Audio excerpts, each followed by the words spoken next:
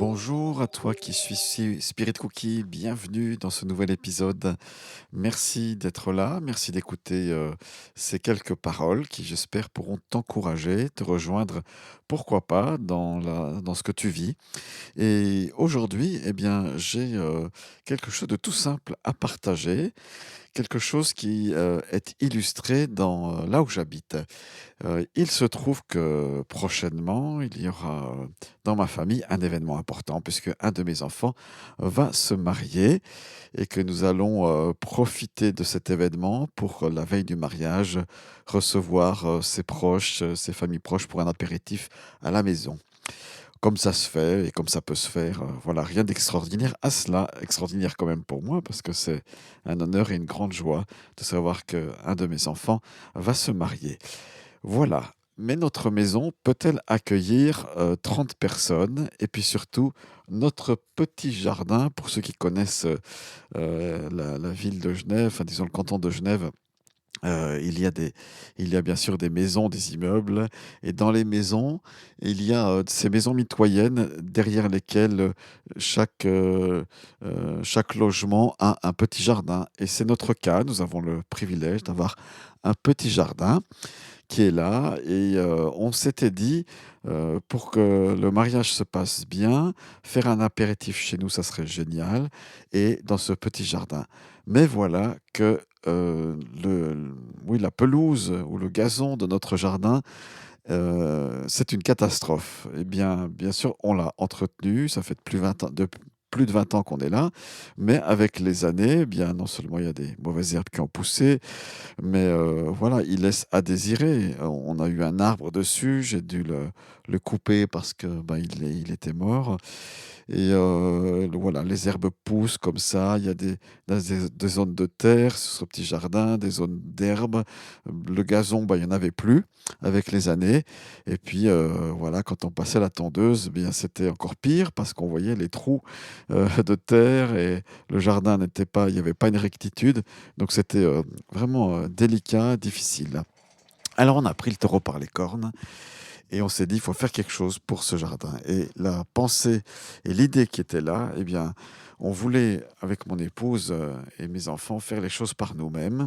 J'ai un petit peu travaillé dans les jardins quand j'étais, à mon retour de de mes études et je voyais à peu près le travail qu'il fallait faire et je me suis dit: «Non, mais avec les années, c'est pas possible.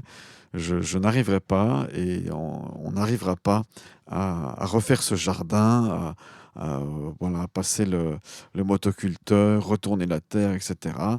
Voilà, ma famille m'a dit: «Mais si, on peut le faire, si on se répartit les choses et cetera». Bon, bref, on a remis ça au Seigneur parce que vous savez que même les défis personnels, on peut les remettre à Dieu. La Bible, elle nous dit: «Ne vous inquiétez de rien, mais en toute chose, faites connaître à Dieu vos besoins» et c'est ce que nous avons fait et il y a quelques mois en arrière, nous avons reçu, nous avons eu de quoi pourvoir pour, refaire ce jardin et je me suis dit: «Mais oui, mais pour finir, autant faire venir un professionnel qui a refait notre jardin de manière impeccable».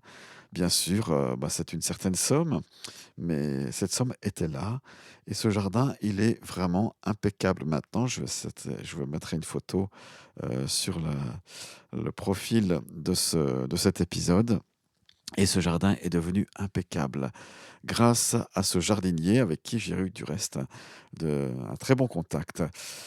Tout ça pour dire quoi? Bah, tout ça pour dire que parfois notre vie, elle est un petit peu chaotique. Comme mon ancien jardin, c'est pas nickel. Il y a des trous, des pierres qui ressortent, il y a des choses difficiles qu'on a pu vivre et puis la rectitude, la planitude, du jardin n'est pas là.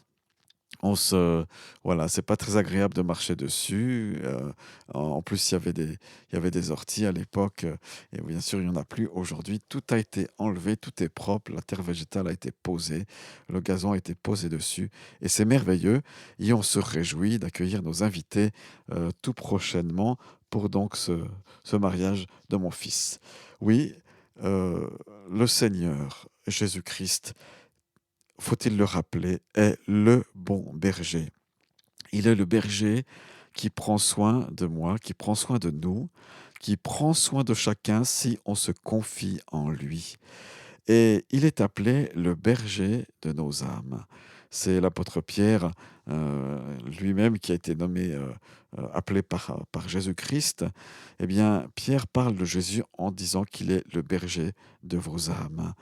Oui, c'est ce que j'aimerais dire, comme mon jardin qui a été refait, aplani, qui a été, oui, nettoyé, j'ai envie de dire guéri. Voilà, c'est comme s'il avait été malade et mon jardinier a refait le jardin comme ça et il est guéri.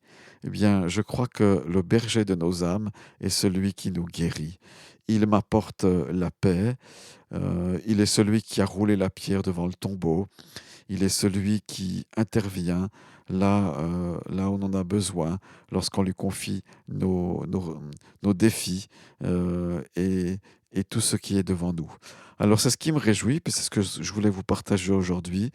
Voyez Jésus-Christ comme le berger de vos âmes, celui qui refait le jardin, celui qui met les choses en place, celui qui guérit vos âmes, celui qui apaise les douleurs, celui qui fait du bien lorsqu'il y a des souvenirs douloureux. Tant de fois, je l'ai vu faire cela dans ma vie de pasteur.